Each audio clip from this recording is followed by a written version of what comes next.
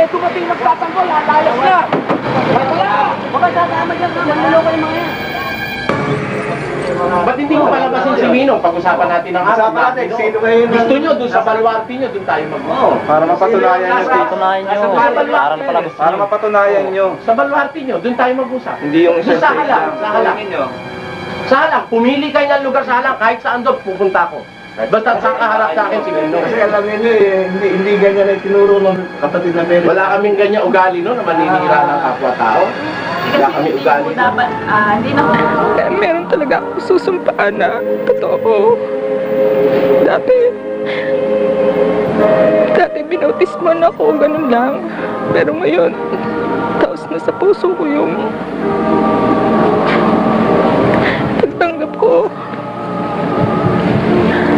Ito talaga yung napakinggan ko na nakikita ko talaga yung totoong nasa Biblia na parang umaano sa puso ko na ito na talaga yung gusto kong relihiyon na magbibigay sa akin ng katahimik. Masarap po, parang nakabinatismuhan, parang bagong bihis ako. Nanay, yung alam ko nariyan ka pa sa Iglesia ni Cristo, sana umalis ka na dyan. Sana may programa sa TV, makinig ka ng turo ni Brad Ely. Baka sakaling malaman mo ang katotohanan at makasama kita sa tunay na relihiyon.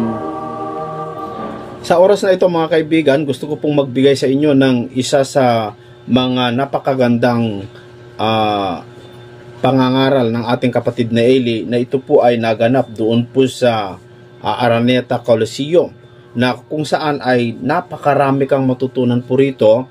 Kaya ito, pwede ito sa mga yung mga naglalaba, yung mga may ginagawa, naguhugas o ano pa man mga kaibigan, nagluluto.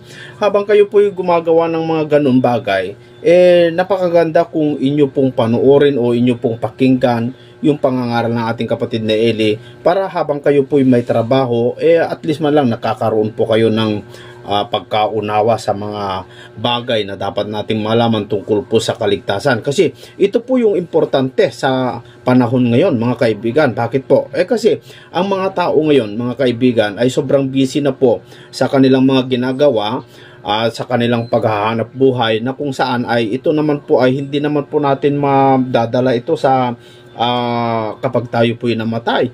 Pero hindi ko naman sinasabi na hindi po pwede yun, hindi po maganda yun, at yun ay kasalanan kung maghanap buhay ka, hindi po. Pero habang tayo po ay may trabaho, may ginagawa, kung ano man yung ginagawa po ninyo, ay napakagandang bagay po mga kaibigan. Kung ikaw po for example ay naglalaba, ikaw for example ay nagluluto, di i-play mo man lang sana ito para magkaroon ka ng maraming kaalaman tungkol po sa banal na kasulatan. Na ito mga kaibigan, tandaan po ninyo, ito ay hindi po sinasabi ng ibang mangangaral, at hindi mo po ito maririnig sa ibang mangangaral, lalo na sa mga Iglesia Katolika mga kaibigan.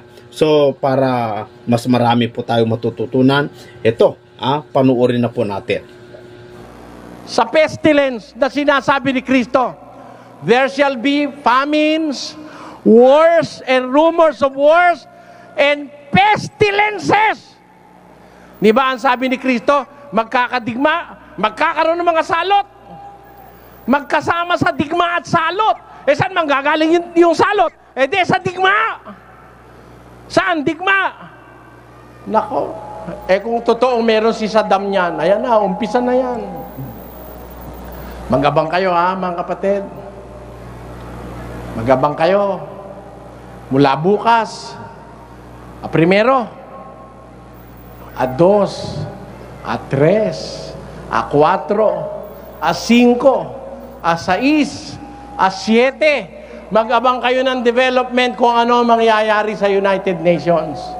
At pag nakita nyong ginyera na ng Amerika ang Iraq, makibalita kayo lagi. Ito, payo ko sa inyo.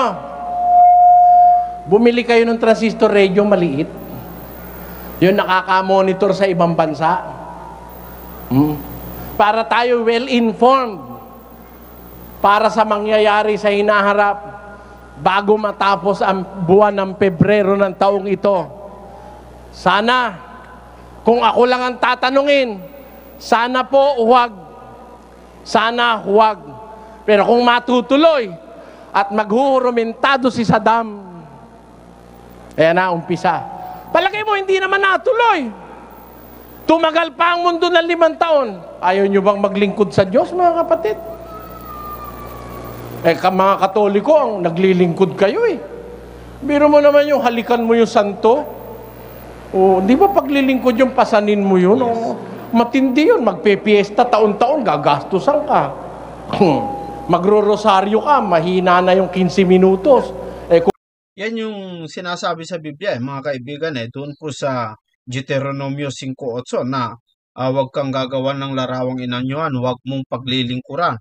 Yung punas-punasan mo, pinaglilingkuran mo na yun mga kaibigan, yung binuhat-buhat mo, tapos procession mo, di ba paglilingkod na yun doon, bawal yun Tama ito mga kaibigan. Kung mabagal-bagal ka magrosaryo, abutin ka na media ore. Yes. Meron kasi kung manalangin Abagin naman na punong-puno ka ng grasya ang Panginoon Diyos, sumasayibukot kang pinagpala sa babae at pinagpala naman ang umong Jesus. Santa Maria ng Diyos, panalangin mo kami makasalanan at kung kami mamatay. Amen. Abagin ng Maria, punong-puno ka ng grasya ang Panginoon Diyos, sumasayibukot kang pinagpala sa babae at pinagpala naman ang umong Jesus. Santa Maria ng Diyos, panalangin mo kami makasalanan at kung kami mamatay. Amen. Bapo Maria, mit mo kayong grasya, Ginoong Diyos at yukay kanuang kasablim babae, nuwan niya pa naman imbungan ng atyan mo, Jesus. Santa Maria, indunin Diyos, panalangin mo kami makasalanan, ngenit king kami mamamatay, at king oras ng kamatayan mi, amen. Yan ba mga kaibigan, meron bang kabuluhan yan? At saka yan ba ay galing ba sa puso mo? O binabasa mo lang o i-memorize mo? At yan ba ay panalangin, mga Iglesia Katolika? At sa tingin ko, yan ay kwento sinasabi, kinekwento mo yung si Maria. Hindi na panalangin yan, mga kababayan. Bapo Maria, mit mo ka po king grasya, ang Ginoong Diyos at yukay ka. Pagka ganun kabilis, 15 minutos lang. Yes. Kung ikaw ay mabagal, bawa, kamag-anak ka ni Kuya Cesar. Bapo Maria, mit mo ka king grasya, ing Ginoong Diyos. Kung ganyan, buong maghapon na. Tsuke ka. Nuang ka karing sablang babay. Nuwan niya pa naman. O ano naman matututunan mo dyan, Miguelito? Ano naman matututunan mo dyan? Imbunganing atyan mo, Jesus. Santa Maria, induning Diyos, panalangin mo kami makasalanan ngeni at king oras ning kamatayan mi. Amen. Bago ka makatapos ng 1-2 minuto, gaano karaming paglilingkod ginagawa mo, kapatid? Naglilingkod ka sa Diyos-Diyusan. Dinadasalan mo ang kahoy, tanso, bato. Dinadasalan mo ang mga santo na mga kahoy, mga bato, mga fiberglass, mga plastic. Ayaw nyo man aminin, mga Katoliko, pero yun talaga ang ginagawa po ninyo. Pinagpuprosesyon mo. Pinagpepiesta mo 1 taon. Mauubos ang pera mong inipon. Papakainin mo lahat ng tao sa piyesta. Hindi ba naglilingkod kayo sa Diyos, mga kapatid na Katoliko? Biro bang paglilingkod yon? Na pagmahal na araw, susugatan mo ang katawan mo? Kahit hindi sinasabi ng Biblia, sinusugatan mo ang katawan mo. Dahil akala mo magiging banal ka dahil pinapalo mo yung katawan mo dahil Kristo, kunyari Kristo. Nakalimutan mo. Kristo nga yung katawan mo, yung kamay mo naman Hudyo. Dahil ikaw din ang pumalo sa sarili mo. Tamo. Yan. Aral ba ng Biblia yan? Pinapahirapan mo sarili mo? Mga Miguelito? Hindi ba paglilingkod dyan, mga kapatid? Hindi ba kayo nanghihinayang sa panahon? Ayaw nyo pa bang bumangon? Bayang api sa relihiyon. Bangon, mga kababayang Pilipino. 500 taon na tayong niloloko.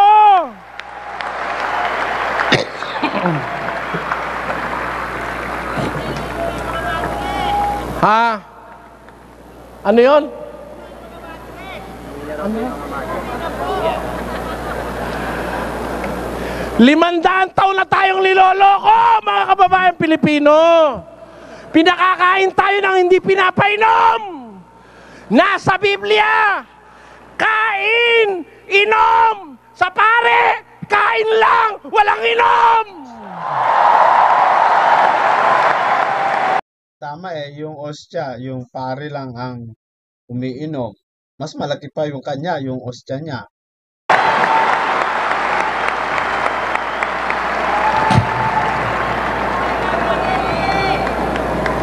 Oh, nakakagalit ba ang sinasabi ko? Nakakagalit dun sa gumagawa ng mali. Pero kung totoo ang gusto mo, ba't ka magagalit? Si Kristo may sabi, kanin nyo, inumin nyo, susunod ka o hindi?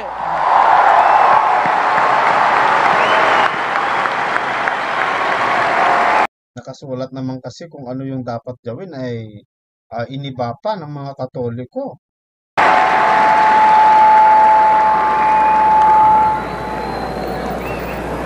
Sabi nung iba, pati kaya si Soriano, bakit pati yun sa iba pinapakialaman? Kung hindi ko pakikialaman ang panluloko nyo, walang ibang makikialam! Wala! Impyerno lahat ang puntahan kung walang kapatid na Eli.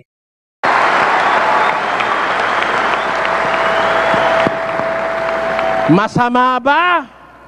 Bakit sa gobyerno? Lahat pakialamero. Oh, mula lang umupo si GMA, magsalita nga kayo ng desisyon ni GMA na walang tumutol.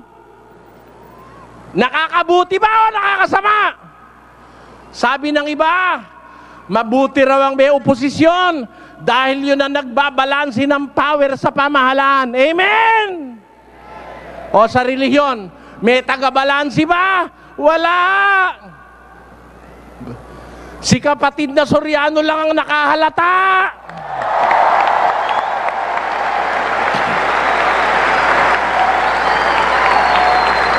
Nakahalata na ano?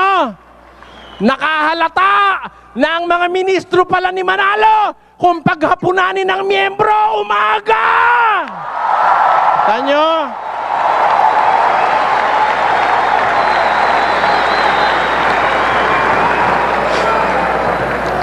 Biro mo, Santa Cena, ang liwaliwanag ng title, Santa Cena. Marunong tayo kahit kapirasong Kastila. Santa means holy. Cena means supper.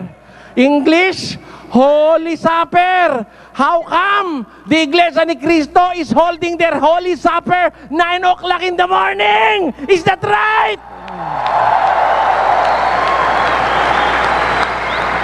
Is that right? I'm asking you, Filipino nation, is that right to have your supper at 9 o'clock in the morning? Unless you are a fool. At saka yung ginawa ni Kristo, mga kaibigan, hindi tulad yung ginagawa ng mga ibang mga relihiyon ngayon. Kasi nung nag-Last Supper si Kristo, kainan yun eh. Kainan yun, mga kababayan. Hindi kaunting ano lang, hindi kaunting tinapay lang na maliit at saka maliit na ubas. Hindi eh. Nung kumain si Kristo, talagang kumain sila. Huling hapunan nga eh.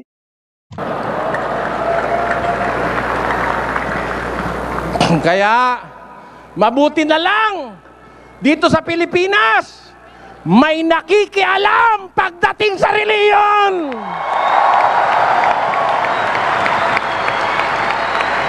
Kung hindi, lahat na lang tayo lolokohin sa lahat ng panahon. I want to believe in that saying. You can fool some people sometime, But you cannot fool all the people all the time. That's true. And that must be true. Because if we are going to permit anybody to fool us, all of us, all the time, we are stupid as a nation. The Filipino is a stupid nation if you are going to allow those people to fool all of us all the time. Amen? God forbids. Huwag sanang papangyarihin ng Diyos na sa lahat ng panahon niloloko tayo, magpapaloko naman tayong lahat, mga kababayan. Huwag namang mangyari. Matuto na kayo. Ang hapunan ho, ginagawa mula alas 6 hanggang alas 12. Medianoche. Noche buena. Pagka ginawa mo ng alas 3, hindi na po sena yon. Hindi na supper yon. Alas 3 ng madaling araw, hindi na po supper yon.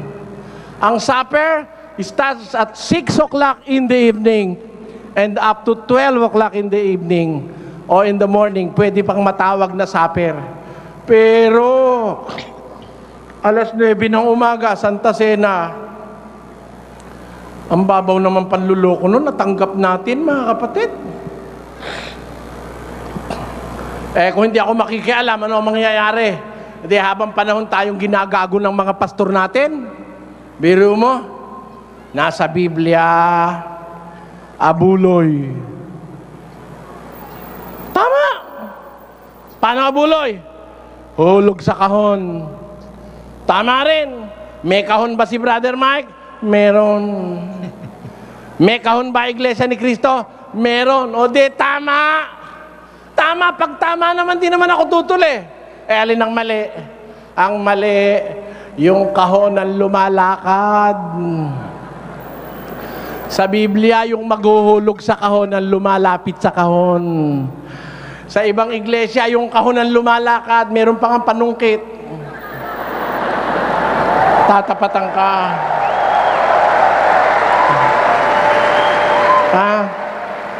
Pag ayaw mo maghulog agad, hindi agad aalis yung kahon. Kapatid, hulog na. Hulog na, may impyerno kapag di ka nakikapo. O, tanyo. Sa Biblia, ano nakalagay? Yung kahon nakapirme. Yung maghuhulog ang lalapit sa kahon. For it to be totally voluntary. Amen? Ayon. It is the giver that approaches the box, and it is not the box that approaches the giver. Nakita nyo? Napapansin ba natin yon? Hindi. Paano naging voluntary yun? Tinapatan ka nung kahon. Kaya ayaw mo magbigay, hindi ka agad dumukot. Kunyari, patay malisya ka, hindi naman naaalis yung kahon. At saka ang katwiran po nila dito, mga kaibigan, kung marami pong tao, para hindi po salubong doon sa pagpunta doon sa kahon. Yun po yung katwiran po nila. Yung pamingwit, yung may pamingwit sa Quiapo Hanggang hindi pumapalag yung tilapia, hindi aalis yun doon. O, tanyo. Nako, mga kababayan, panahon na para gumising. Oras na para magbago.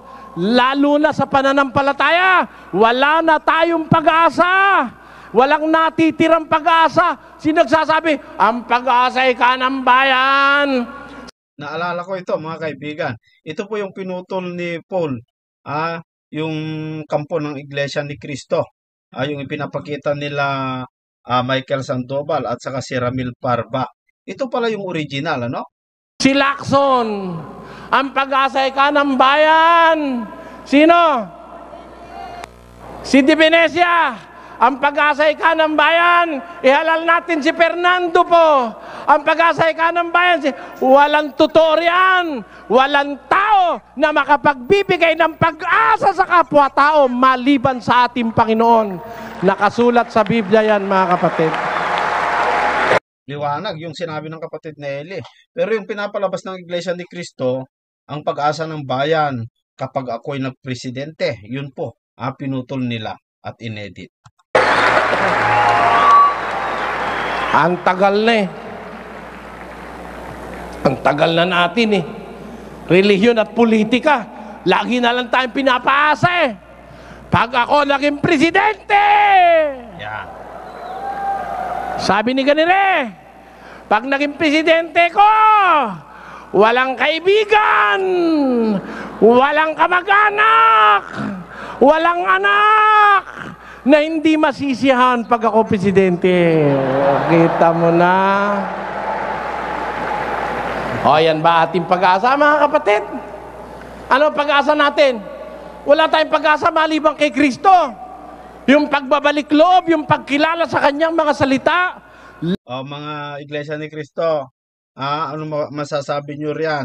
Yung mga Iglesia ni Cristo na nagko-comment dyan po sa baba ng comment section.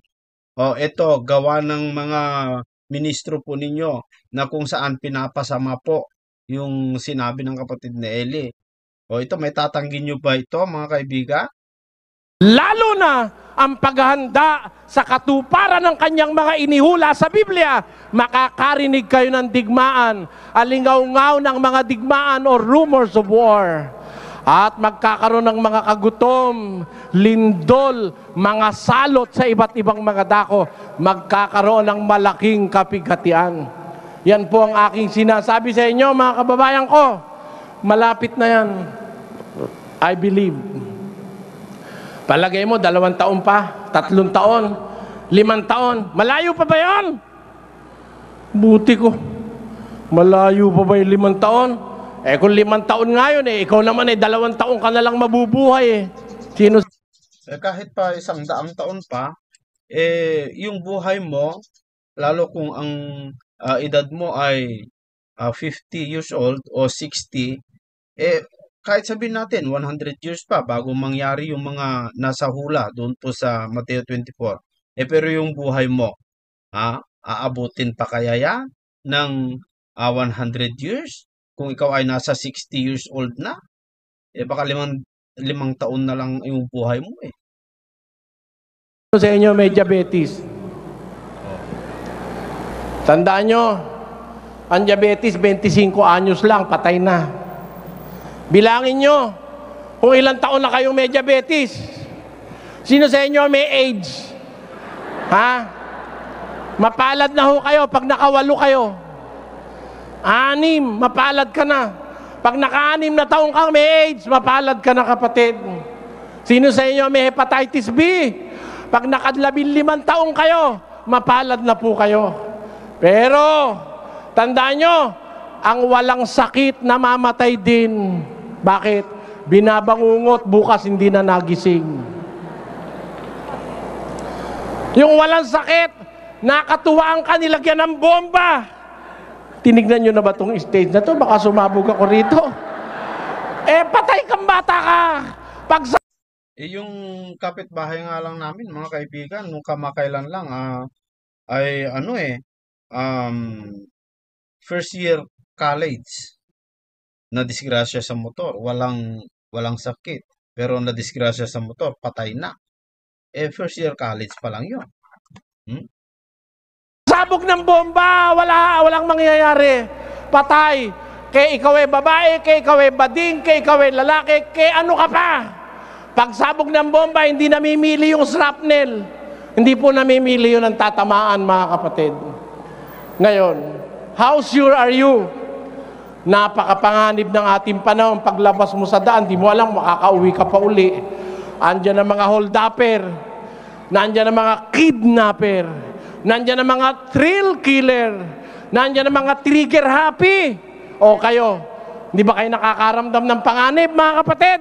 Ang lalo pang pinakamapanganib, ang mga pastor na manluloko sa ating panahon. Katakot-takot ng dami.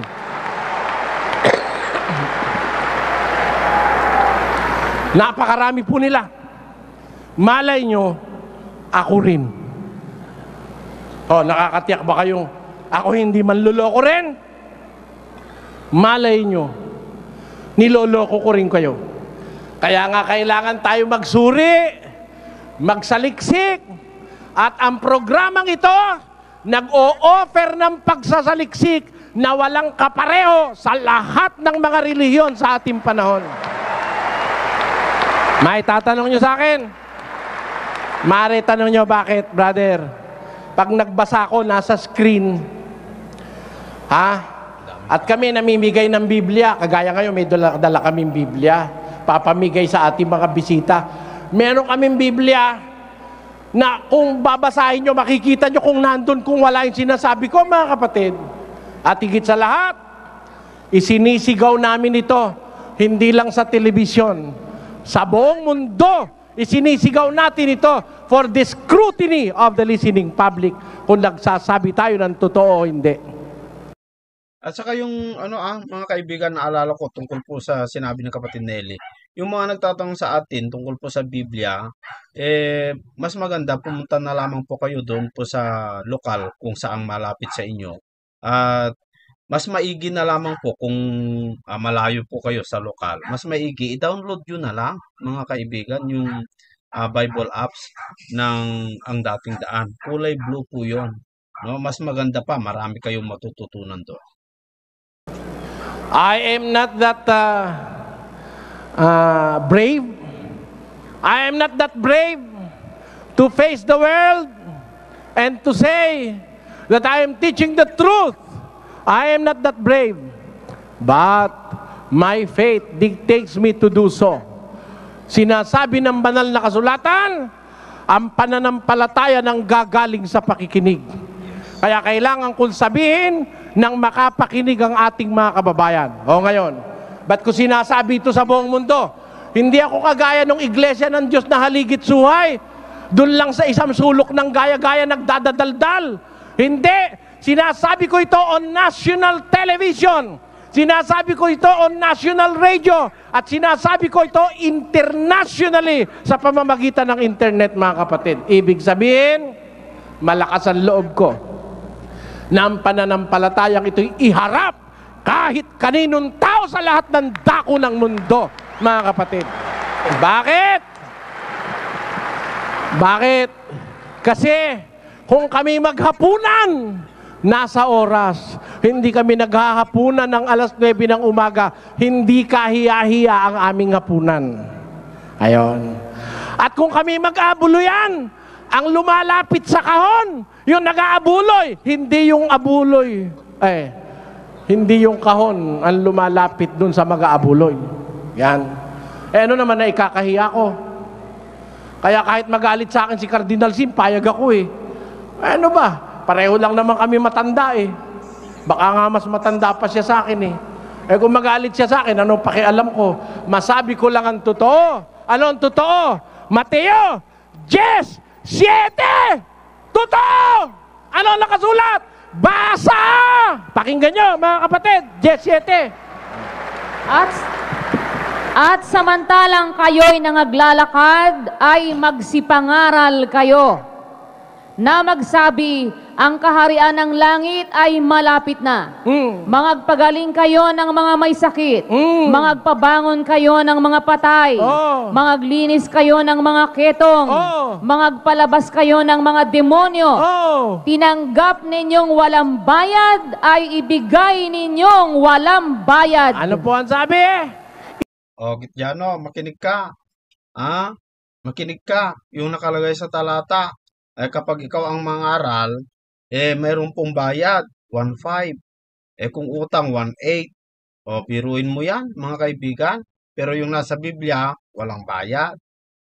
Yendo, predicad, diciendo, el reino de los cielos se ha acercado. Sanad enfermos, limpiad leprosos, resucitad muertos, echad fuera demonios, de gracia recibisteis, dad de gracia. Nakita nyo?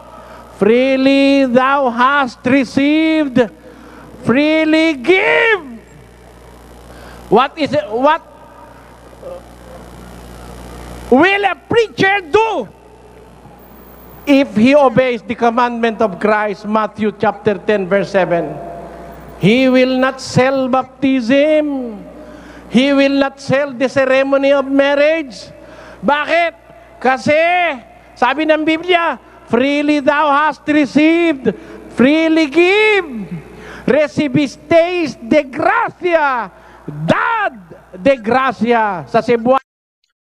Ang katwiran nila dyan, yung bayad daw sa kuryente at yung bayad daw sa mga bulaklak, sa kung ano-ano pa man, mga kaibigan. Ba't ganun? Ba't napakamahal? Kung sakali man, totoo, ba't mahal? At ba't kailangan pa kasi yung mga garbo, mga kaibigan? Ano nakasulat? Sabi ng mga Cebuano, ayohan ninyo ang mga masakiton, banhawan ninyo ang mga patay, hinlo ninyo ang mga sanlahon, pagulaan ninyo ang mga yawa.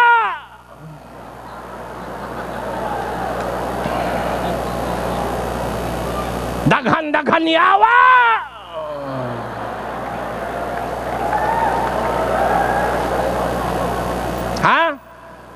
Pagulaan ninyo ang mga yawa. Nakadawat kamo nga walay bayad. Busa pang hatag kamo nga walay bayad. May bayad ba? Wala. May bayad ba ang binyag, mga kapatid? Sigurado ako, naunawaan ni Darwin Kitgano yan. Kasi, pananalitan niya yan eh. Lengguwahe niya yan eh. Ang kasal, may bayad ba? Wala. Ang kumpil, may bayad ba? Nung kayo'y kumpilan at ikasal at ibinyagan, nagbayad ba kayo? Hindi. Nagbayad. Kung siningil kayo, tarantado ang pastor mo. At saka yung binyag sa bata, mga kaibigan, miski sabi mo, walang bayad. Ang nangyari, mga kaibigan, mali pa rin yun eh. Mali pa rin kasi hindi naman po dapat bata ang binyaga.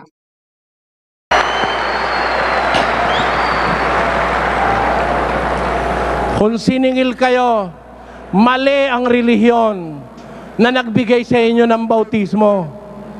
Mabuti pa ang Muslim, walang bayad. Kesa dyan sa sinasabi mong Kristiyano raw, walang hindi pinababayaran. Bakit? Bago kang panganak, nagpabinyag, bayad. Nagpakumpil, nagpasulat, bayad. Nagkaroon ng nobya, nagpakasal, nagkasakit, dadapit ka ng pare, may bayad o wala? Natuluyan ka't namatay. Bibindisyonan ka para ka malibing ng mataimtim at matiwasay. Ano na naman ang kasunod? Bayad na naman uli. Patay ka na, bulok ka na, napanaginipan ka nung apo mo. Ang sabi, among, napanaginipan ko po yung aking lolo. Naku, iho, naghihirap ang kaluluwa sa purgatorio, ipagpamisa mo. Ano na naman ang kasunod? Bayad na naman. Ngayon, mga kapatid, naiintindihan nyo ba ibig ko sabihin? Kung ganyan na relihiyon nyo, walang hindi pinababayaran, lumayas na kayo! Hindi totoo yan! Hindi totoo yan! Hindi totoo yan! Ayaw aminin ng mga Katoliko yan, mga kaibigan, pero yan talaga ang realidad na nagaganap. Ngayon, kapakialam mo, Soriano, nainggit ka yata. Ba't ako maiinggit? Ba't ako maiinggit? Kung nainggit ako, magpapabayad din ako. Amen?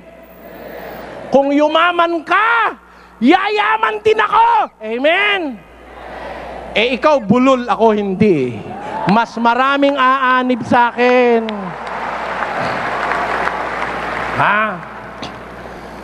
Pogi ka nga. Kalbo ka naman. Paano dadami? Tamo? Hindi nadadaan sa pogi yan eh. Hindi nadadaan yan sa pogi. Pogi nga, ministro, dadaling ka naman sa impyerno, aanin mo yung pogi. Mas gusto ko na ang pangit na si kapatid na Soriano ang tinasabi, totoo! Yan ang dapat nating makita. Si Kibuloy, pogi nga, pero tarantado naman yung kanyang mga ipinapangaral, mga kaibigan. Kailangan ng shampoo para sa pagmamasahe. Ano ba naman yan? Yan oo. Sino kaya ito, mga kaibigan? Kamukha ni ano ito? Ano kung pangit ako?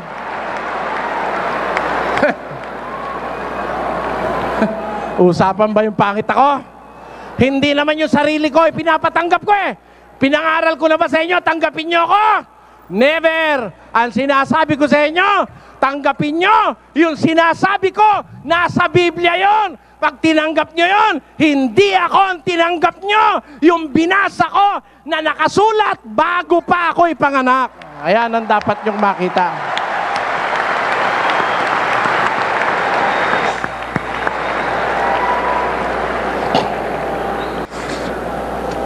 Nagkakamali lang iba eh. Akala nang aatake ko, hindi ako nang aatake. Nagsasabi lang ako ng totoo.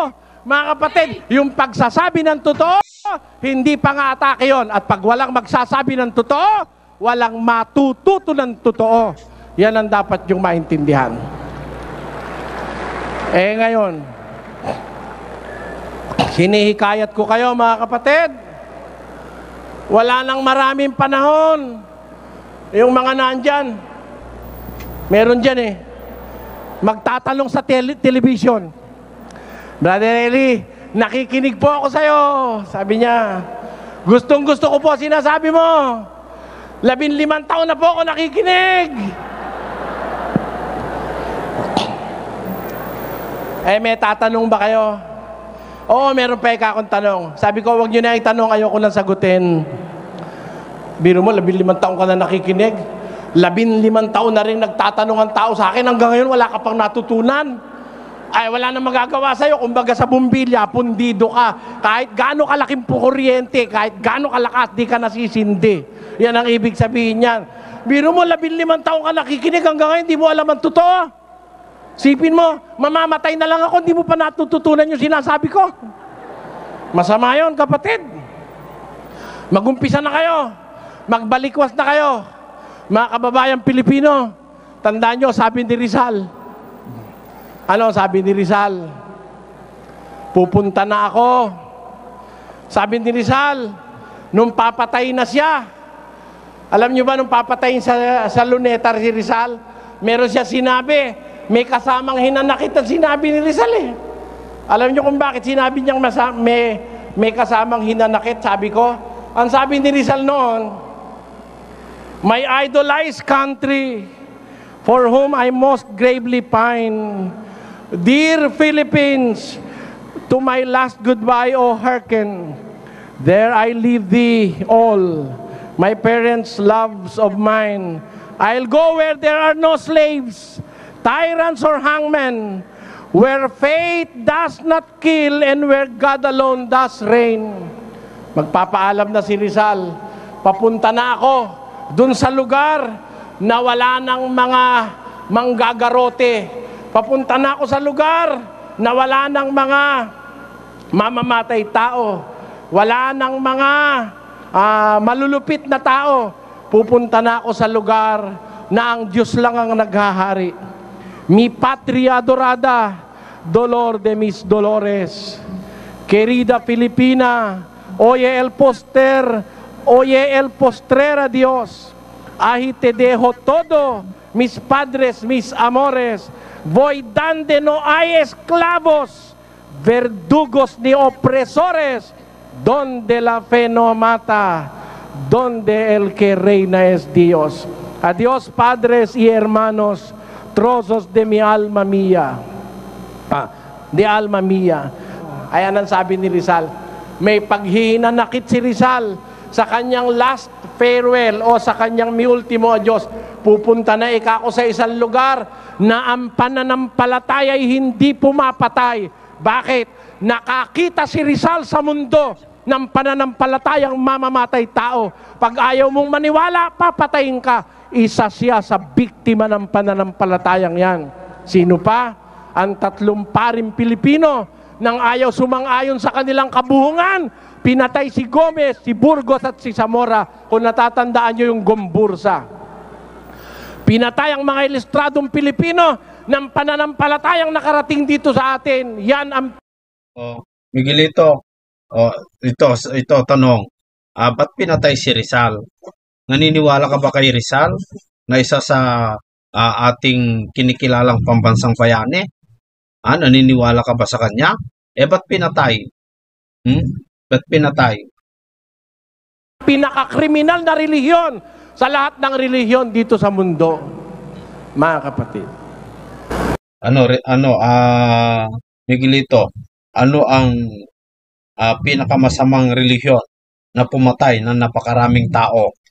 Yung mga iba nga Bakit ako nagsasalita? Para gisingin kayo ang inyong damdamin. Bumalikwas tayo. Samahan nyo ako.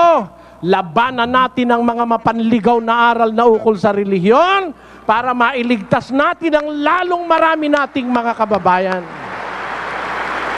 Samahan nyo ako, mga kapatid, at makakasigurado kayo sa tulong ng Diyos, hindi ko kayo pababayaan. Kailan pa man, haharapin natin ang lahat ng mga ngaral, patutunayan natin sa kanila na mayroon talagang totoo. May Diyos na totoo, may relihiyon totoo, may iglesyang totoo, at yan ang nakasulat sa Biblia, hindi daldal ng kahit na sinong pastor lang yung nakasulat sa Biblia. Yan ang ating pangako sa ating mga kababayan. Sana po, bago mawala ang panahon, bago matapos ang araw, mga kapatid, pag naggera, ay sige kayo, mahirap yan. Mahirap yan. Pag kaya na tumuloy-tuloy na dun sa malaking kapigatian, ay nako, alay. Sabi nga ng mga taga Batangas, ay patay kang bata ka. Ay, pag kaya na hindi lumagpas, ay nako. Sana kahit manawari, lumagpas pa yan. Panalangin ko rin yan. Kung magkagera man sana, wag pa sana yan ang wakas na talaga. Wag pa sana agad dumating yung malaking kapigatian. Pero, minsan nauudlot ako. Baka naman lumalabag ako sa kalooban ng Panginoon dahil sabi ni Kristo, kailangang iya'y mangyari. Kailangan. Kung nangyayari yan, nagpapatunay lang sa atin ng Diyos na hindi lahat ng araw ay para sa atin. We have to think, we have to prepare, and we have to study and assess ourselves. Are we worthy? Can we stand on the judgment seat of Christ? Can we face to face, can we show our face to Christ when He comes? Because there are those people who will not be able to show their faces to Christ when He comes. They will ask the mountains to bury them because of shame, because of their sins. Are we ready? Are we prepared? Jesus is coming, and that will not be too far. That will not be for long. All the signs of the times have been realized in our generation, and we must be ready all the time for the coming of our Lord Jesus Christ. And to those who are listening to us through the radio, in television, and in the internet, may I humbly offer my services to you all. I promise you, and my God, that I will tell the truth and nothing but the truth if you are going to join this organization. The truth that was preached by the apostles and by our Lord Jesus Christ 2,000 years ago. Yan po ang aming pangako sa inyo, mga kapatid. Yung katotohanan, ang ipagtatapat namin sa inyo, masakit man, mapaklaman, mapait man, matamis man, masarap man, yun totoo. Yun ang gusto kong maipagtapat sa kababayang Pilipino. Hindi baling magalit kayo sa akin. Mag-isip lang kayo. Ang Biblia po, mga kapatid, mahal pa ang National Geographic. Ang National Geographic magazine is 345 ang bili ko nung isang araw. Ang Biblia po, 270 lang. Bili kayo. Basahin nyo. Sa pagbabasa nyo, humingi kayo ng tulong sa Diyos na sana'y buksan ng Diyos ang inyong kaisipan, mga kapatid. At kahit sa panaginip, sana ipaalam ng Diyos sa inyo kung alin ang tunay na relihiyon sa ating panahon. At kung sinong mangaral na nagsasabi ng katotohanan.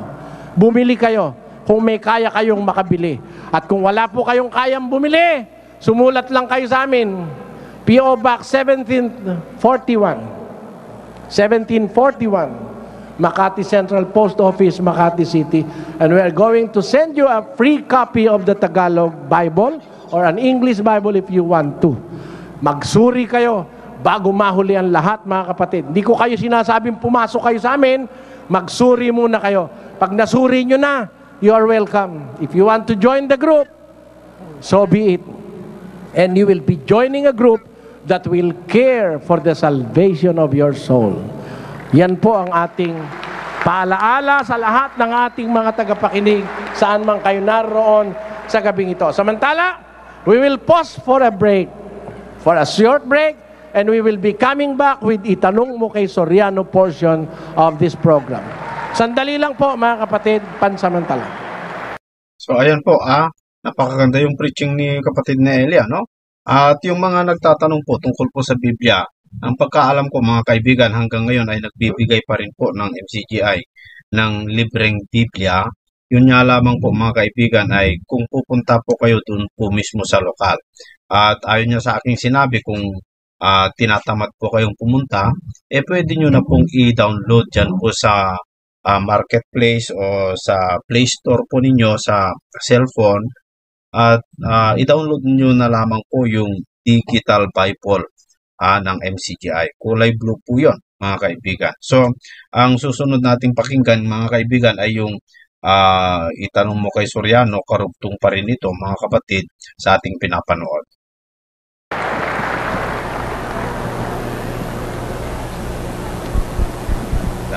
Kalaban ng mga tiwaling mangangaral, ang programang naghahayag ng dalisay na katwiran ng Diyos, Ang Dating Daan.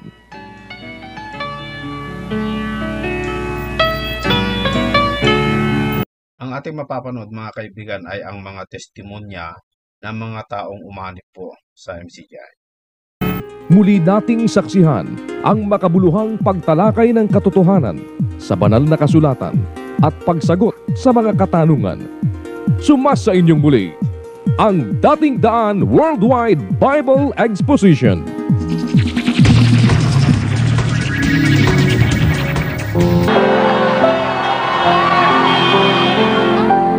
Talagang minsan na pag nakakakita tayo ng mga pangit na bagay, yung mga karumal-dumal na nangyayari sa ating paligid, na itatanong natin, talaga bang may Diyos?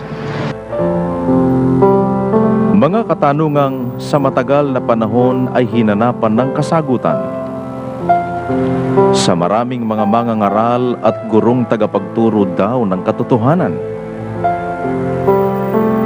Subalit sa bibig nila ay walang masumpungang kasagutan. The words of God proceeding from out of His mouth can be spoken by any medium or any instrument. Kagaya ni Jesus Christ, nagsalita ang Diyos sa magitan ng bibig ni Jesus. Kagaya ni Moses, nagsalita ang Diyos sa magitan ng bibig ni Moses. Nagsalita rin ang Diyos sa pamamagitan ng bibig ng mga apostol. Nagsalita rin ang Diyos sa pamamagitan ng bibig ng mga anghel. Nagsalita rin ang Diyos sa pamamagitan ng bibig ng isang asno, isang donkey. Maraming kinakasangkapan ng Diyos para yung kanyang salita'y mahayag sa tao. Pero para makita mo ang pruwebang galing nga sa Diyos yung salita, it is proceeding out of the mouth of God, mayroon daladalang pruweba yon. Anong pruweba nun? Nangyayari yon. Pagka hindi sumunod, hindi nangyari, hindi sinalita ng Panginoon ang salitang yon. I will stand pat on my pronouncement that any one pastor or religious leader obliging member to give 10% are greedy dogs according to the Bible. Ang mangangaral ng Diyos na kinatatakutang harapin ng mga bulaang pastor sa isang maginoong pakikipag-usap. Miyembro lang ang kaya mo eh. Eh, dala-dala ka pala Biblia, di ka na nahiya. Halika, wag ka umalis. Naku. Pagka miyembro lang, andiyan kayo. Magpupunta-punta kayo. Pag may ministro dumating, aalis kayo. Di ba kayo na sa malak dito dyan? Loko yan, manloloko. Di ba kitang-kita mo ngayon, manluloko? Ayaw patunayan. Ayaw ka ng aral yan, halaban yan. Hoy, ayaw lang. Pag may dumating magtatanggol, halayas na. Okay. Wala! Baka sasama dyan, manloloko yung mga yan. Ba't hindi ko palabasin si Minong? Pag-usapan natin ang araw. Sino kayo? Gusto nyo, doon sa baluarte nyo, doon tayo mag-gusto. Para mapatunayan nyo. Patunayan nyo. Para mapatunayan nyo. Sa baluarte nyo, doon tayo mag-usap. Hindi yung Doon sa Halang, sa Halang. Sa Halang, pumili kayo ng lugar sa Halang, kahit saan doon, pupunta ko. Basta saan kaharap sa akin si Minong. Kasi alam niyo hindi ganyan ay tinuro ng kapatid na Mary. Wala kaming ganyan ugali no, na maninira ng kapwa-tao. Wala kami. Ang munting tinig na ito ay naging kasangkapan ng Diyos. Yan po yung sinasabi ng mga iglesia ni Cristo na takot daw ang kapatid ni Eli at hindi daw niya tinupad yung sinasabi niya gustong makipagdebate. Pero meron namang mga video na nagpapatuloy na siya po talagang gusto niya makipagdebate para matapos na. Upang mapagbalik loob ang marami sa katwiran at tamang paraan ng paglilingkod sa Diyos. Kaya naman, sa pagpasok pa lamang ng unang yugto ng taong ito, sa awat tulong ng Diyos, ay umani na agad ng libu-libong mga kaluluwa ang pagsisikap ng samahang maipalaganap ang dalisay na aral ng Diyos.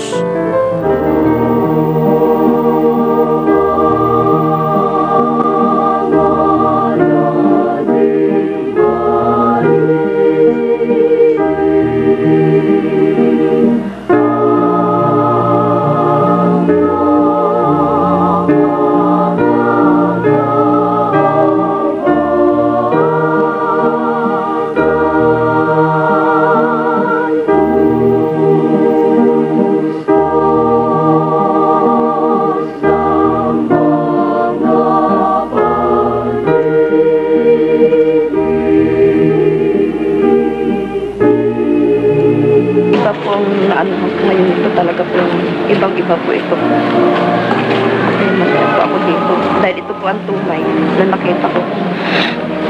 Kasi mayroon talagang space sa puso ko na hindi ko makita-kita despite of the fact na I have a good family. Meron akong trabaho na maganda. Marami akong friends. May sarili akong pera. Pero yung katahimikan ng kalooban, hindi ko nakita doon sa pagka-born again ko. Ngayon ko lang natagpuan. Masaya ako kasi unang-una gusto ko rin na meron talaga ako susumpaan na totoo. Dati binautisman ako, ganun lang. Pero ngayon taos na sa puso ko yung pagtanggap ko. Ito talaga yung napakinggan ko na nakikita ko talaga yung totoong nasa Biblia na parang umaano sa puso ko na ito na talaga yung gusto kong relihiyon na magbibigay sa akin ng katahimik. Masarap po, parang nakabinatismuhan, parang bagong bihis ako. Nanay, yung alam ko nariyan ka pa sa iglesia ni Cristo, sana umalis ka na dyan. Sana may programa sa TV, makinig ka ng turo ni Brad Ely. Baka sakaling malaman mo ang katotohanan at makasama kita sa tunay na relihiyon. Sa totoo lang, maraming dahilan eh. Kaya ako nang una naalis sa iglesia. Gawa ng una kong asawa. Wala sa katinuan din. Magulo rin ang buhay namin. Kaya po nag-decide ako na mahiwalayan siya. Dahil sa tagal kong maglingkod sa iglesia ni Cristo, parang puro sakit sa dibdib ang naramdaman ko.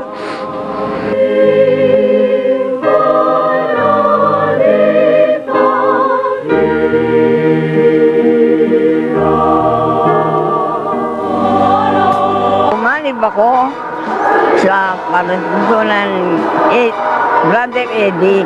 Gusto ko kanyang palatungkulan dahil tama ang kanyang pag-aral. Kaninang nagpapasalamat ako sa pagkatawag ng Diyos sa akin. Nangingilabot ako, halos maiyak ako sa tuwa dahil mapalad ako sa milyong-milyon tao. Isa ako sa pinili ng Diyos na magsisi, manampalataya, tupad sa kanyang kalooban at tupad sa kanyang katwiran. Masaya ako. Feeling ko, wala na akong problema sa buhay. Alam niyo, yung pangangaral kasi ng ating kapatid na Eli ay talagang nauunawaan mong mabuti yung kanyang sinasabi kasi babasahin niya sa Biblia at Biblia din ang magpapaliwanag. Hindi katulad yung mga iba na babasahin sa Biblia, sa Google nila tinatanong ang paliwanag. Mali po yun. Maging ang mga hindi pa kaanib sa samahang ito ay hindi mapigil ang damdaming magpahayag ng mga saloobin kaugnay ng kanilang paniniwalang sa pamamagitan ng punong tagapagsalita ng samahang ito ay makasusumpong sila ng katotohanan. Ano naman yung masasabi ninyo po kay Brother Eddie? Kasi nung una ayoko sa kanya. Talaga.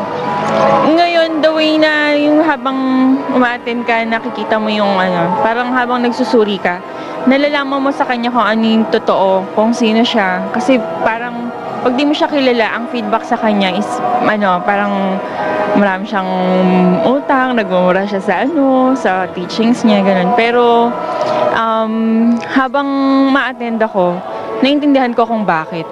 Tsaka kung ano lang yung hindi gaya ng pagsasalita ng ibang word. Ganun. Kumbaga parang may pinatutungkulan na katotohanan. Ay, Marami kasi talagang nagsasabi tungkol po sa sinasabi ng ating napakinggan, mga kaibigan. Kasi tama halos lahat ng mga iba, sabihin niya pag Suryano ay wala yan, kulto yan, nagmumura. Yun po yung sinasabi nila. Pero kung pakinggan mo talaga yung kanyang mga sinasabi, makita mo mga kaibigan, malalaman mo kung bakit ganon. Bakit siya nagmumura na sabi ng iba. Maunawaan mo. Aral na binabanggit ni Brother Eli, hindi sinasabi sa Katoliko ng pare. Yung mga aral niya, hindi mo na makikita sa iba. Wala talaga hindi talaga sinasabi ng mga pare yung mga aral na totoo Marami pa akong natutunan kasi doon po sa iglesia, hindi po ako nagbabasa ng Bible. Dito po, nakakapagbasa po ako ngayon ng Bible. Sa mga mga kapatid ko po sa iglesia ni Cristo, subukan niyo po dito subukan po ninyo dito sa dating daan. Marami po kayong matututunan dito, tsaka na dito iligtas kayo. Ngayon lang po ako nakadalo rito sa dating daan. Kasi po, yung gusto ko pong makaramdam ng kapayapaan sa buhay ko. Yung po ang nararamdaman ko po sa puso ko na talagang ito ang tamang daan para sa makapunta ka sa Panginoon. Mula noong sumama kami rito, para bang hinahanap na ng katawan ko na every Sunday, nandirito ako. Ganon. Every Sunday, kailangan nandirito ako. Kasi para bang pakiramdam ko, pag uwi ko sa amin, kahit na anong layo ng biyahe, parang magaang dalhin. Dadako po tayo sa ating mga panauhin na magtatanong kay Brother Eli. Ang ating mga kasama ay nagkuha ng kanilang mga mapupwestuhan para maasistihan ang lahat ng mga magtatanong sa iba't ibang mga lugar nitong Coliseum na ito. Dahil alam po ninyo, jam-pack tayo ngayon, medyo mahihirapan tayong kumilos, kaya pumwesto na sa iba-ibang mga points ang ating mga kasama. At bandang gitna ay nandoon yata si kapatid na Danny Navales. Tayo po ay Puntahan muna natin si Brad Danny. Brad Danny, umpisa na natin sa katabi ni kapatid na Danny. Unahin na po natin si kapatid na Marilyn Alcorano ng Barangay Bukal, Calamba, Laguna. Isang Catholic. Sige po, at nandito si kapatid na Marilyn. Magandang Pakinggan po ninyo mga Katoliko kung anong tanungin ng kasama po ninyo. gabi po, Brother Eli. Magandang gabi po. Ako po ay may isang katanungan lang po. Sige po. Saan po ba nagmula ang Bible na saan po ba nagmula ang Biblia na ano po ang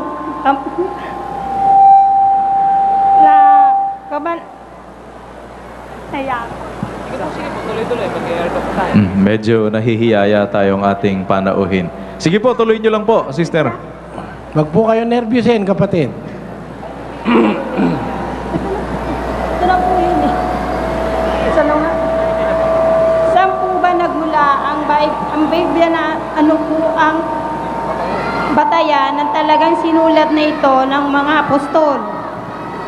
Ito yung sa tanong ni Isagani yata, no? Na ang MCGI daw ay kumuha lang ng Bible ng Katoliko. Ito, pakinggan po ninyo kung talagang Bible po ninyo ito, mga Katoliko. Saan po nagmula ang Biblia? Unang-una, ang Biblia po nanggaling doon sa tinatawag na Holy Land sa bansang Israel.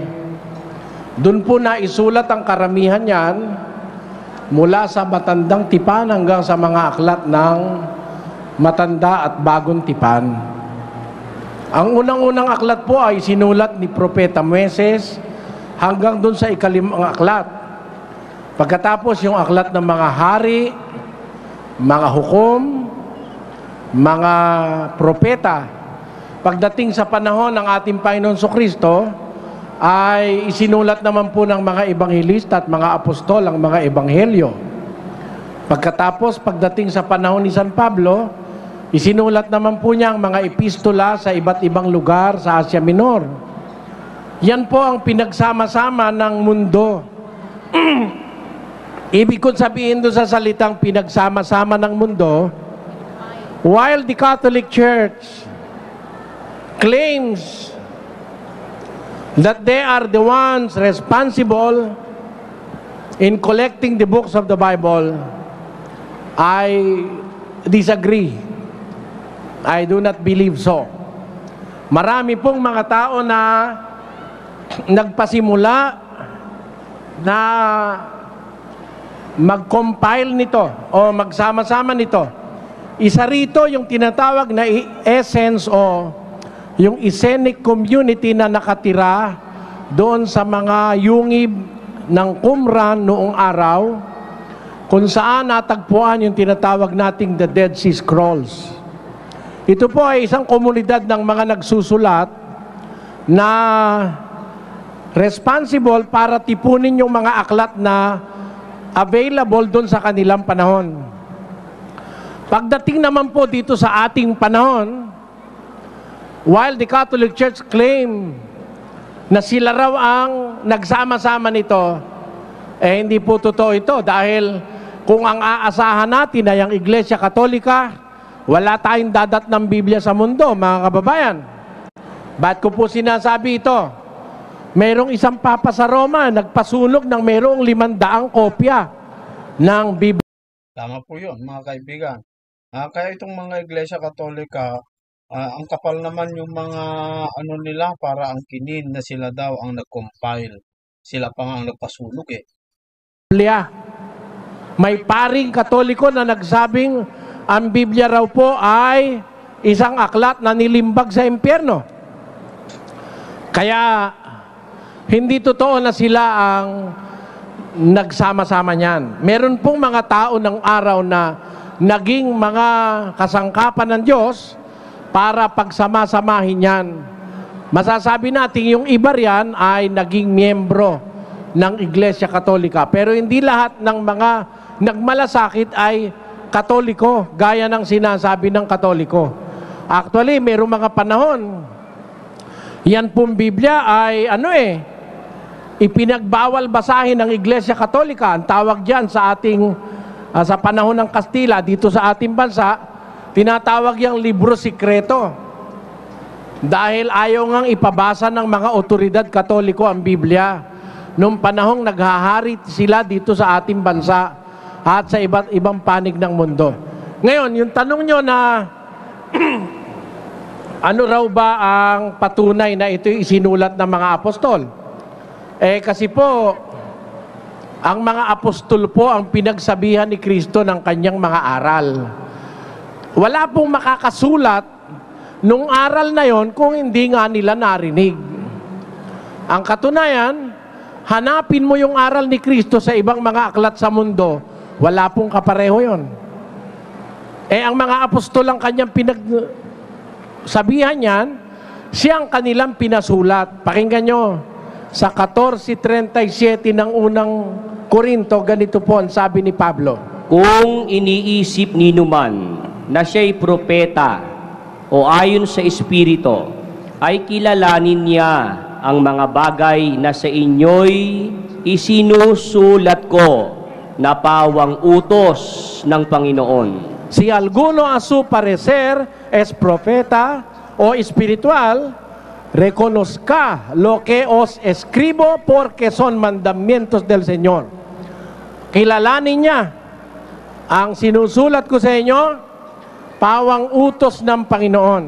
If any man think himself to be a prophet or spiritual, let him acknowledge that the things that I write unto you are the commandments of the Lord. Therefore, ang sabi po ni San Pablo, ang mga isinusulat ko sa inyo, pawang utos ng Panginoon. Kaya po sila ang nagsulat dahil sila inutusan. Ang katunayan, ang isa pang apostol ay mayroong ganitong patotoo. Sa unang Juan 1:3 hanggang 4. Pakinggan nyo. At ang lahat ng mga isinulat ng mga apostol, wala kang mababasa na sila po ay lumuhod at gumawa ng mga larawang inanyuan. Yaong aming nakita at narinig ay siya rin naming ibinabalita sa inyo. Ayun, yung nakita namin, yung narinig namin, siyang ibinabalita namin sa inyo. Paano nila ibinalita? Pakinggan nyo sa 4. At ang mga bagay na ito ay aming isinusulat upang ang ating kagalakan ay malubos. Y estas cosas os escribimos para que vuestro gozo sea cumplido. Sinabi po ng mga apostol, ang mga bagay na nakita namin at narinig, siya naming isinusulat.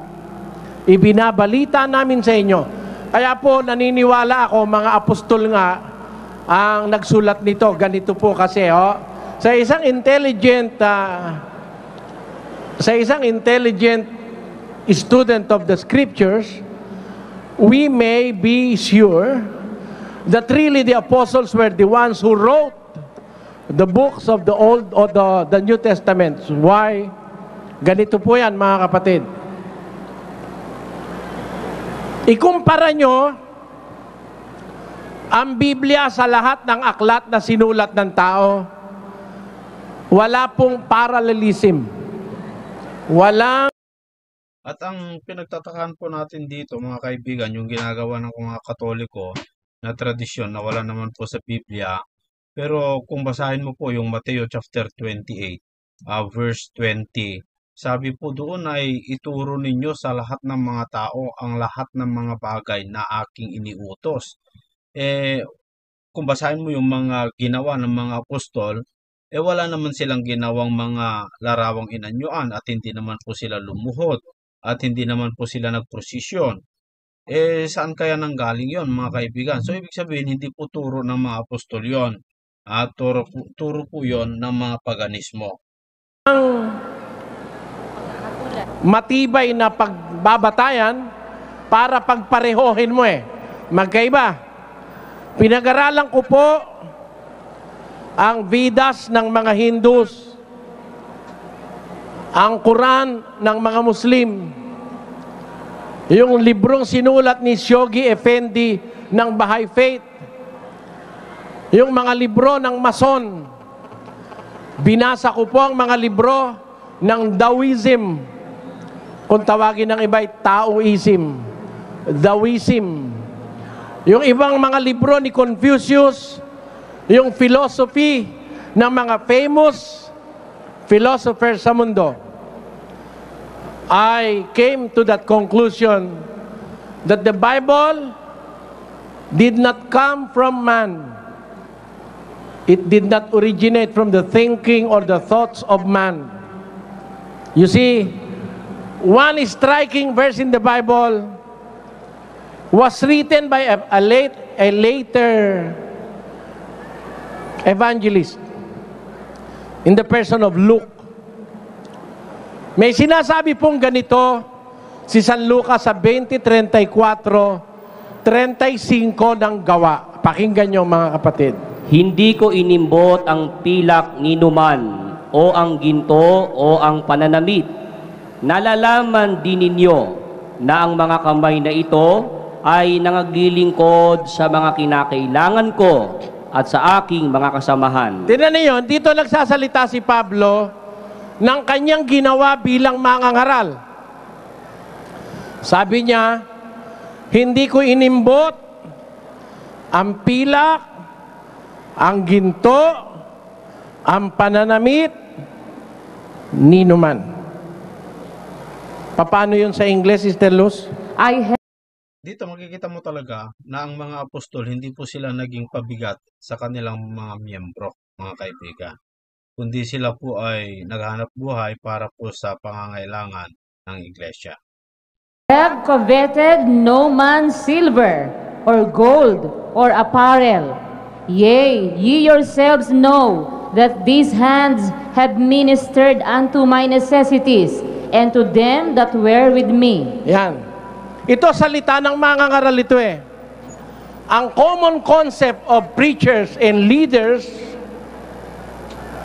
makikita nyo sa kanilang mga libro. Ang concept ni Confucius, ni Buddha, ni Manalo, kung gusto nyo ng local. Yung konsepto ni Kibuloy, ni Brother Mike. Huwag ka naman magagalit sa akin, Brother Mike. Eh, ikaw ang local siyempre. Alam mo, kilala ko yun eh. Hindi ko kilala kasi masyado si Rex Hambard eh. Oh. Ang konsepto ng mga mangangaral, halos pare-pareho, binasa ko eh. Pero ito, kaiba eh. Halatang-halata mo, hindi galing sa tao ito eh. Halatang-halatang ito ay inspired by divine wisdom and knowledge. I did not covet the gold, the silver, apparel, or the apparel of anyone. Hindi ko inimbot ang pilak, pananamit, o ginto ng sino man tao. Wala akong makakasumbat kay Paul nung sabihin niya to, na hindi siya nang agaw ng damit, hindi siya nanguha ng ginto ng may ginto, hindi siya kumuha ng pilak ng may pilak, kundi ang akin ikang kamay. Ang mga kamay na ito gumagawa para sa kailangan ko at ng aking mga kasamahan. Saan kayo nakakita ng leader? Nagtatrabaho para siya'y makaraos, pati ang kanyang kasamahan. Ang karaniwan pong leader sa mundo, suportado ng lahat ng kanyang mga miyembro. Ito, leader ito ng Gentiles, appointed by the Lord Jesus Christ as the apostle to the Gentile. He is called in the prophecy as a light to the Gentile, 49 of the book of Isaiah. The Apostle Paul is a leader of the Gentiles, of the Gentile Christian in the Christian era during the 1st century AD. Pero ibang-iba ang kanyang sinasabi sa sinasabi ng lahat ng leader ng relihiyon na binasa ko ang kanilang mga diwa o mga thoughts, mga thinking, ang kanilang mga filosofya. Hindi ako nag-iimbot ng pera ng kahit na sino. O kinuha ko yung damit ng may damit. Hindi sabi niya. Sabi ni Pablo, hindi ko inimbot ang pilak o ginto o damit ni numan. Ang mga kamay ko nagtrabaho para sa kailangan ko at sa kailangan ng aking mga kasama. Tanyo, si Paul pa nagsusustain doon sa pangangailangan ng kasama niyang mga ministro. Kagaya ni Timoteo, ni Tito, ni Epaprodito, ni Onesimo. Yan, sinasagot niya pa yan. Yan po. Ngayon, may kasunod doon. Ba't niya ginawa yun? Bakit siya leader o ministro? Nagtatrabaho pa para lang mabuhay. Hindi umaasa sa miyembro. Mga kapatid, nabalitaan niyo ba may trabaho si Cardinal Sin? Si Mr. Manalo. Kailangan pa ba nilang magtrabaho para mabuhay? Hindi na. Totoo. Bakit? Marami silang pera. Marami bang pera? Nakita nyo? Alam nyo? Ganon ang mga ministro eh. Ang mga leader ng relihiyon, nagpapasasa. Biro mo nga yung leader dun sa Roma, ang sandalyas, ginto. Ang sandals niya, ang kanyang damit, embroidered with gold. Kaya pagka leader ka na, most probably ikaw na ang sinusuportahan. Pasasang-pasasa ka na. Si Pablo hindi ganun. Kahit siya walang pera, hindi naman siya nag-iimbot. Ano ba yung imbot sa Tagalog? Nag-iinteres. Hindi niya iniinteres ang pilak, ang ginto, ang kayamanan ng sino man. Ba't kaya si Pablo ay pastor na, leader pa, ministro pa, apostol pa, nagtatrabaho pa rin para makaraos? Bakit? Tuloy natin ang basa. Nagbigay halimbawa ako sa inyo sa lahat ng mga bagay.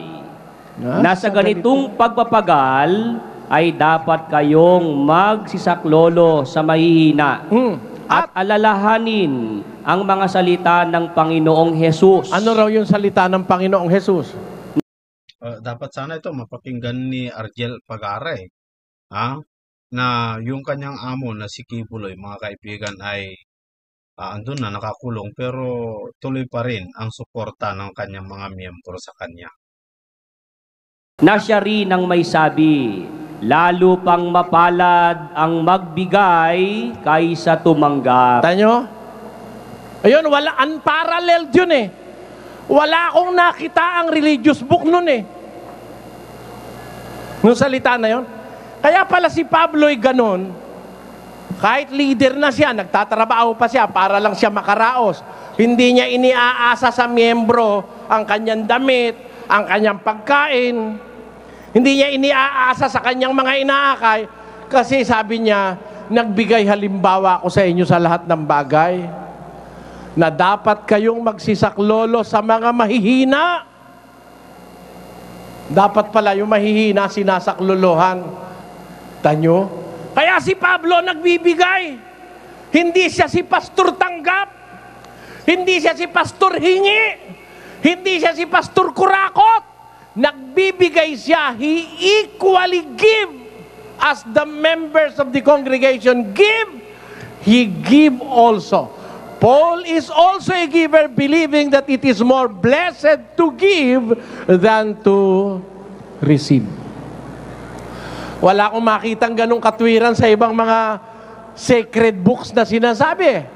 Kaya alam ko ang Biblia, talagang galing sa Diyos ang diwang nasa Biblia.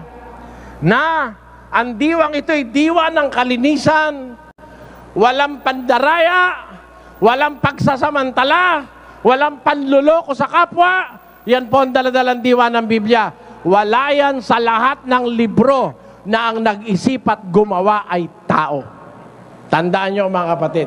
Hindi nyo lang marirealize, ma-appreciate masyado kung hindi kayo nagbabasa rin ng iba't ibang mga sacred books. But if you had in your previous studies have read or analyzed or studied the sayings of great men of religion and leaders of the past, you will know that the Bible is unparalleled in its divine content.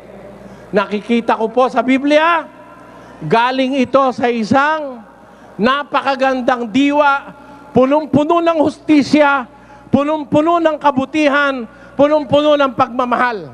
Yan ang dala ng Biblia. Sa Biblia, wala kang makikitang papatay ka eh. Oh, kung sa tao, meron akong kilala Chinese. Inaapi siya nung kapwa niya Chinese. Brad Eli, alam mo, ang sarap palang pumatay. Ha? Ba't ka ako? Pagka pala aping-api ka na, ang sarap pumatay. Oh, yun talaga, tao yun eh. Tao po yan eh, mga kapatid. Pakiramdaman nyo, di ba pag inaapi kayo, ang sarap gumanti. Pag minura ka, ina mo!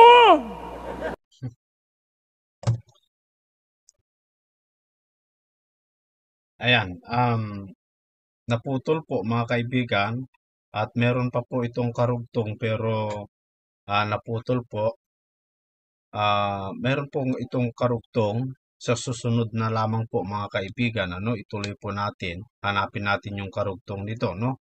Kasi napakaganda yung kanyang sagot ng kapatid na Eli tungkol po doon sa nagtanong na kung saan po nanggaling ang Biblia. Kasi ang angkin po ng mga Iglesia Katolika, sila daw ang may-ari.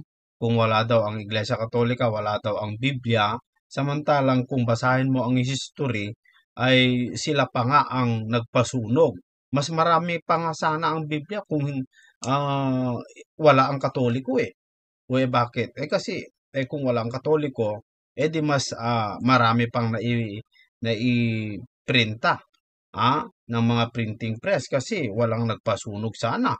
Pero dahil meron ang Katoliko, maraming nasunog. At ayon po sa mga ibang nagsasabi, dahil sa mga Katoliko, kaya nagulo-gulo ang Biblia. Marami pong nawala at maraming naidagdag. Buti na lang mga kaibigan ay ayon sa tulong ng Diyos, ay nakita po ang mga iba. Nakita po ng Diyos at nakita po yung mga dapat nating malaman tungkol po sa kaligtasan. At saka kung yung sinasabi po ng mga atheist na hindi totoo ang Biblia dahil gawa lamang po ang tao, alam nyo mga kaibigan, kung atin lamang pong iisipin, itong mga atheist, kung talaga sila po ay mga matatalino, kung isipin lamang po natin, kung ito ay gawa lang ng tao, gaano kaya katalino? Sinong tao ang napakatalino para isulat niya yung magaganap sa hinaharap kung walang Diyos ang nagdikta sa kanya, mga kaibigan? Kaya naniniwala tayo na yung mga sumulat po ng Biblia ay mga kinasiyahan po ng Diyos, kinasiyahan ng Espiritu Santo para maisulat. At kung yan ay gawa lamang po ng tao, ilang taon ang pagitan po ng mga sumulat. Bakit magkakapareho po yung kanilang sinusulat at wala pong kontrahan?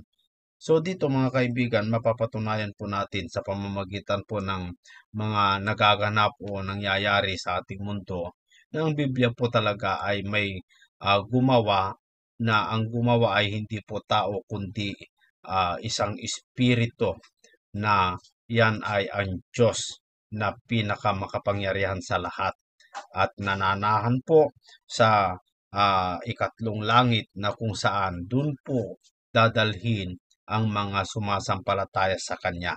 So napakaganda po yung mga ating napakinggan mga kaibigan, ang ganda. Kaya yung mga hindi pa po nakapag-subscribe, ay inaanyayahan po kayo mga kaibigan na sana po ay mag-subscribe po kayo para maging updated po kayo doon po sa isusunod natin dito po sa naputol na video ng ating kapatid na Eli, at para mapakinggan natin buo, mga kaibigan. So hanggang sa susunod po dito sa ating programang Expose the Truth, naway nagkaroon po kayo ng mas marami pang pagkaunawa at nalaman tungkol po sa katotohanan. Maraming salamat po sa inyong lahat.